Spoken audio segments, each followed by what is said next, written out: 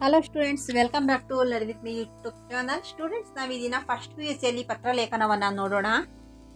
ಪರೀಕ್ಷೆಗೆ ನೀವು ಮಾಡಿಕೊಂಡಿರುವಂತಹ ಸಿದ್ಧತೆಯನ್ನು ಕುರಿತು ನಿಮ್ಮ ತಂದೆಗೆ ಪತ್ರವನ್ನು ಬರೆಯಿರಿ ಅಂತ ಹೇಳಿದ್ದಾರೆ. ಅದನ್ನು ಹೇಗೆ ಬರೆಯುವುದು ಅನ್ನೋದನ್ನು ನಾವು ಈ ಪತ್ರಲೇಖನದಲ್ಲಿ ನೋಡ್ತಾ ಇದ್ದೇವೆ. ಇಲ್ಲಿ ತಂದೆಗೆ ಬರೆಯಿರಿ ಅಂತ ಹೇಳಿಕೊಡ್ದಲೆ ತಾಯಿಗೆ ಅಂತ ಹೇಳಿದರೆ ತೀರ್ಥ ರೂಪ ತಂದೆಯವರಿಗೆ ಸ್ಥಾನದಲ್ಲಿ ಮಾತೃಶ್ರೀ ತಾಯಿಯವರಿಗೆ ಅಂತ ಹೇಳಿ ಬರೀಬೇಕಾಗುತ್ತೆ. ಇಲ್ಲ ಸ್ನೇಹಿತರು ಕೊಟ್ಟರೆ ಅಲ್ಲಿ ಪ್ರೀತಿಯ ಸ್ನೇಹಿತರಿಗೆ, ಇಲ್ಲ ಸಹೋದರರಿಗೆ ಕೊಟ್ಟರೆ ಸಹೋದರರಿಗೆ ಅಂತ ಹೇಳಿ ಬರ್ಕೊಳ್ತಾ ಹೋಗಬೇಕಾಗುತ್ತೆ.